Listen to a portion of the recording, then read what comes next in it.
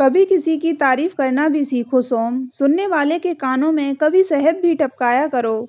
सदा जहर ही टपकाना कोई रस्म तो नहीं है ना, जिसे पीढ़ी दर पीढ़ी सदा निभाया ही जाए। टेढ़ी आंख से सोम मुझे देखने लगा। 50 के पास पहुंच गई तुम्हारी उम्र और अभी भी तुमने जीवन से कुछ नहीं सीखा। बड़बड़ाता हुआ क्या क्या कह गया मैं। वह चुप रहा तो मैं फिर बोला। अपने चारों तरफ मात्र असंतोष फैलाते हो और चाहते हो तुम्हें संतोष और चैन मिले। कभी किसी से मीठा नहीं बोलते हो और चाहते हो हर कोई तुमसे मीठा बोले। तुम सबका अपमान करते हो और खुद चाहते हो तुम्हें सम्मान मिले। तुम तो कांटों से भरा कैक्टस हो सोम।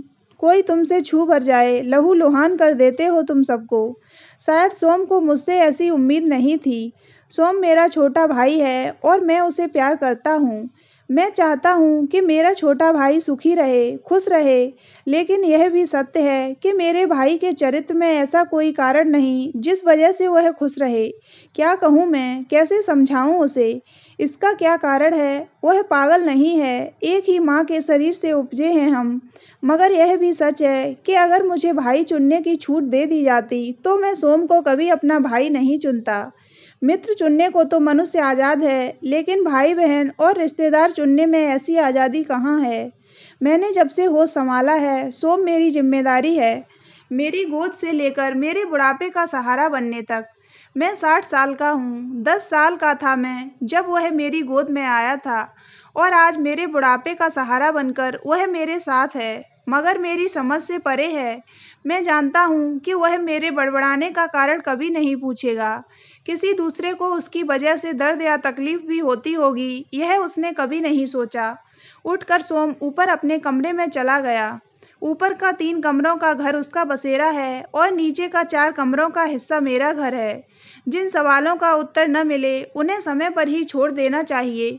यही मानकर मैं अक्सर सोम के बारे में सोचना बंद कर देना चाहता हूँ, मगर मुझसे होता भी तो नहीं यह। कुछ न कुछ नया घट ही जाता है जो मुझे चुभ जाता है। कितने यत्न से काकी ने गाजर का हलवा बनाकर भेजा था। काकी हमारी पड़ोसिन हैं और उम्र में मुझसे जरा सी बड़ी होंगी। उनके पति को हम भाई काका कहते थे, जिस वजह से वह हमारी काकी हुई।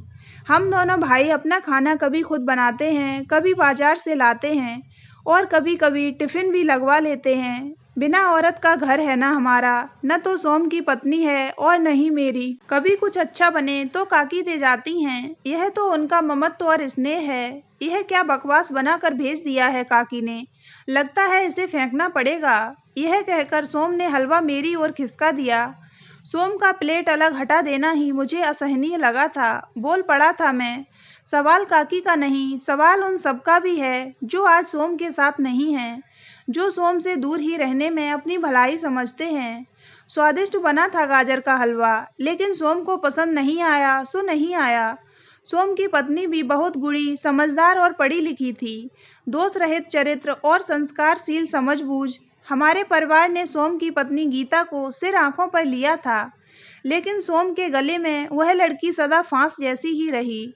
मुझे यह लड़की पसंद नहीं आई माँ। पता नहीं क्या बांध दिया आपने मेरे गले में। क्यों, क्या हो गया? अवाक रह गए थे माँ और पिताजी, क्योंकि गीता उन्हीं की पसंद की थी। 2 साल की शादीशुदा जिंदगी और साल भर का बच्चा लेकर गीता सदा के लिए चली गई।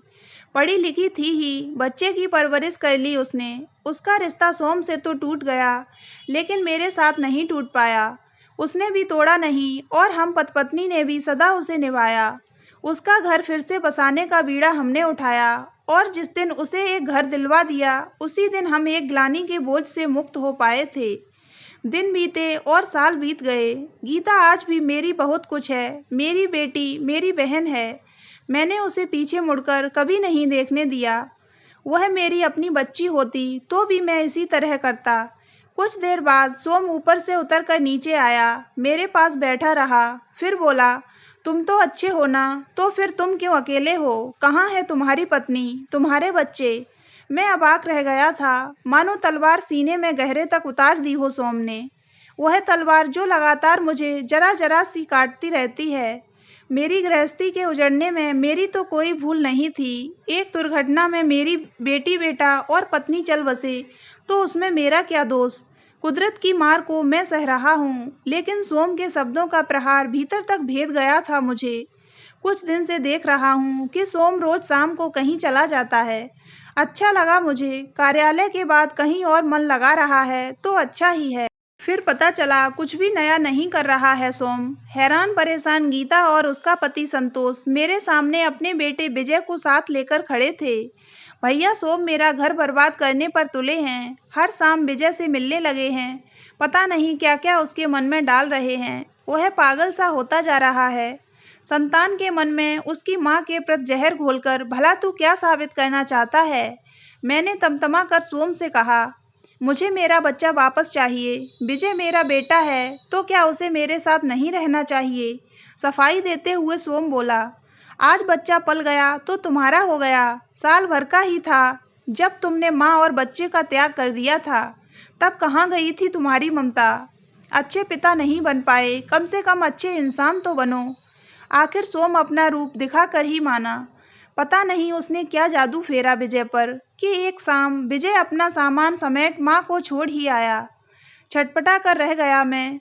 गीता का क्या हाल हो रहा होगा, यही सोचकर मेरा मन घुटने लगा था। विजय की अवस्था से बेखबर एक दम्भ था मेरे भाई के चेहरे पर। मुझे हारा हुआ जुआरी समझ मानो कह रहा हो, देखा ना, खून आखिर खून होता है। आ गया ना मेरा बेटा मेरे पास। आपने क्या सोचा था कि मेरा घर सदा उजड़ा ही रहेगा? उजड़े हुए तो आप हैं, मैं तो परिवार वाला हूँ। क्या उत्तर देता मैं प्रत्यक्ष में? परोक्ष में समझ रहा था कि सोम ने अपने जीवन की एक और सबसे बड़ी भूल कर दी है। जो किसी का नहीं हुआ वह इस बच्चे का होगा, इसकी भी क्या गारंटी है? एक तरह से गीता के प्रति मेरी जिम्मेदारी फिर सिर उठाए खड़ी थी। उससे मिलने गया तो बावली सी मेरी छाती से आ लगी। भैया वह चला गया मुझे छोड़कर। जाने दे उसे, 20-22 साल का पढ़ा लिखा लड़का अगर इतनी जल्दी भटक गया तो भटक जाने दे उसे। वह अगर तुम्हारा नहीं तो न सही, तुम अपने पति को संभालो जिसने पल पल तुम्हारा साथ दिया है। उन्हीं की चिंता है भैया, वही नहीं संभल पा रहे हैं। अपनी संतान से ज़्यादा प्यार दिया है उन्होंने विजय को। मैं उनका सामना नहीं कर पा रही हूँ। वास्तव में गीता नसीब वाली है जो संतोष जैसे इंसान ने उसका हाथ पकड़ लिया था। तब जब मेरे भाई ने उसे और उसके बच्चे को चौराहे पर ला खड़ा किया था।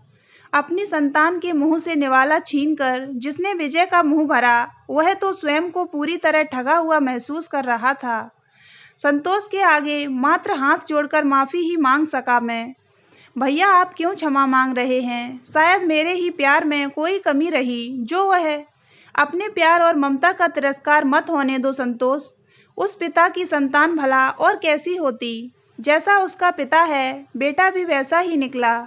जाने दो उसे। विजय ने आज तक एक बार भी नहीं सोचा कि उसका बाप कहाँ रहा।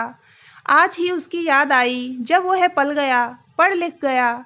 फसल की रखवाली दिन रात जो करता रहा उसका कोई मोल नहीं और बीज डालने वाला मालिक हो गया। बच्चे का क्या दोष भैया, वह बेचारा तो मासूम है। सोम ने जो बताया होगा उसे ही मान लिया होगा। सोम ने जो बताया होगा उसे ही मान लिया होगा। अफसोस यह है कि गीता को ही चरित्रहीन बता दिया। सोम को छोड़ वह मेरे साथ भाग गई थी, ऐसा डाल दिया उसके दिमाग में। एक जवान बच्चा क्या यह सच स्वीकार कर पाता? अपनी माँ तो हर बेटे के लिए अति पूजनीय होती है, उसका दिमाग खराब कर दिया सोम ने। और फिर विजय का पिता सोम है, यह भी तो असत्य नहीं है ना? सन्नाटे में था मेरा दिलो दिमाग। संतोष के हिलते होठों को देख रहा था मैं। यह संतोष ही मेरा भाई क्यों नहीं हुआ? अगर मुझे किसी को दंड देने का अधिकार प्राप्त होता तो सबसे पहले मैं सोम को मृत्यु दंड देता, जिसने अपना जीवन तो बर्बाद किया ही, अब अपने बेटे का भी सर्वनाश कर रहा है। 2-4 दिन बीत गए। सोम बहुत खुश था। मैं समझ सकता था इस खुशी का रहस्य। शाम को चाय का पहला ही घूंट पिया था कि दरवाजे पर दस्तक हुई। ताऊजी मैं अंदर आ जाऊं? विजय खड़ा था सामने। मैंने आगे पीछे नजर दौड़ाई। क्या सोम से पूछ कर आया है? स्वागत नहीं करना चाहता था मैं उसका, लेकिन वह भीतर चला ही आया। ताऊजी आपको मेरा आना अच्छा नहीं लगा? चुप था मैं। जो इंसान अपने बाप का नहीं, माँ का नहीं, वह मेरा क्या होगा? और क्यों होगा? सहसा लगा एक तूफान चला आया हो। सोम खड़ा था आंगन में। बाजार से लौटा था लदा फदा। उसने सोचा भी नहीं होगा कि उसके पीछे विजय सीढ़ियां उतर मेरे पास चला आएगा। तुम नीचे क्यों चले आए? चुप था विजय। पहली बार मैंने गौर से विजय का चेहरा देखा। मैं कैदी हूं क्या? यह मेरे ताऊजी हैं। मैं इनसे। यह कोई नहीं है तेरा, यह दुश्मन है मेरा। मेरा घर उजाड़ा है इसने। सोम का अच्छा होने का नाटक समाप्त होने लगा। एकाएक लपक कर विजय की बाह पकड़ ली सोम ने और यों घसीटा जैसे वह कोई बेजान बुत हो। छोड़िए मुझे, बहुत जोर से चीखा विजय। बच्चा नहीं हूं मैं। अपने पराये और अच्छे बुरे की समझ है मुझे। सभी दुश्मन हैं आपके। आपका भाई आपका दुश्मन, मेरी माँ आपकी दुश्मन। हाँ हाँ, तुम सभी मेरे दुश्मन हो। तुम भी दुश्मन हो मेरे। तुम मेरे बेटे हो ही नहीं। चरित्रहीन है तुम्हारी माँ। संतोष के साथ भाग गई थी वह। पता नहीं कहाँ मुंह काला किया था जो तेरा जन्म हुआ था। तू मेरा बच्चा होता तो मेरे बारे में सोचता। मेरा बांध टूट गया था। फिर से वही सब, फिर से वही, सभी को लहूलुहान करने की आदत। मेरा उठा हुआ हाथ विजय ने ही रोक लिया। रहने दीजिए न ताऊजी, मैं किसका बेटा हूँ मुझे पता है। मेरे पिता संतोष हैं, जिन्होंने मुझे पाल पोस कर बड़ा किया है। जो इंसान मेरी माँ की इज्जत करता है वही मेरा बाप है। भला यह इंसान मेरा पिता कैसे हो सकता है, जो दिन रात मेरी माँ को गाली देता है, जो जरा सी बात पर दूसरे का मान सम्मान मिट्टी में मिला दे, वह मेरा पिता नहीं। स्तब्ध रह गया मैं भी। ऐसा लगा संतोष ही सामने खड़ा है, शांत सौम्य। सोम को एकटक निहार रहा था विजय। आपके बारे में जो सुना था वैसा ही पाया। आपको जानने के लिए आपके साथ कुछ दिन रहना बहुत जरूरी था, सो चला आया था। मेरी माँ आपको क्यों छोड़कर चली गई होंगी मैं समझ गया आज। अब मैं अपने माँ बाप के साथ पूरा पूरा न्याय कर पाऊंगा। बहुत अच्छा किया जो आप मुझसे मिलकर यहाँ चले आने को कहते रहे। मेरा सारा भ्रम चला गया। अब कोई शक नहीं बचा है। सच कहा आपने, मैं आपका बच्चा होना भी नहीं चाहता। आपने 20 साल पहले भी मुझे धुतकारा था और आज भी धुतकार दिया। मेरा इतना सा ही दोष कि मैं नीचे ताऊजी से मिलने चला आया। क्या यह इतना बड़ा अपराध है कि आप यह कह दें कि आप मेरे पिता ही नहीं? अरे रक्त की चंद बूंदों पर ही आपको इतना अभिमान है कि जब चाहा अपना नाम दे दिया, जब चाहा छीन लिया। अपने पुरुष होने पर ही इतनी अकड़। पिता तो एक जानवर भी बनता है। अपने बच्चे के लिए वह भी उतना तो करता ही है जितना आपने कभी नहीं किया। क्या चाहते हैं आप, मैं समझ ही नहीं पाया। मेरे घर से मुझे उखाड़ दिया और यहाँ लाकर यह बता रहे हैं कि मैं आपका बेटा ही नहीं हूँ। मेरी माँ चरित्रहीन थी। हाथ का सामान जमीन पर फेंक कर सोम जोर जोर से चीखने लगा। पता नहीं क्या क्या अनाप शनाप बकने लगा। विजय लपक कर ऊपर गया और 5 मिनट बाद ही अपना बैग कंधे पर लटकाए नीचे उतर आया। चला गया विजय। मैं सन्नाटे में खड़ा अपनी चाय का प्याला देखने लगा। एक ही घूंट पिया था अभी। पहले और दूसरे घूंट के बीच में कितना सब घट गया। तरस आ रहा था मुझे विजय पर भी। पता नहीं घर पहुंचने पर उसका क्या होगा। उसका भ्रम टूट गया, यह तो अच्छा हुआ। पर रिश्ते में जो गांठ पड़ जाएगी उसका निदान कैसे होगा? रुको विजय, बेटा रुको। मैं साथ चलता हूँ। नहीं ताऊजी, मैं अकेला आया था ना, अकेला ही जाऊंगा। मम्मी और पापा को रुला कर आया था। अभी उसका प्रायश्चित भी करना है मुझे। तो दोस्तों, अगर आपको ये कहानी अच्छी लगी हो तो वीडियो को लाइक करें और हमारे चैनल को सब्सक्राइब अवश्य करें।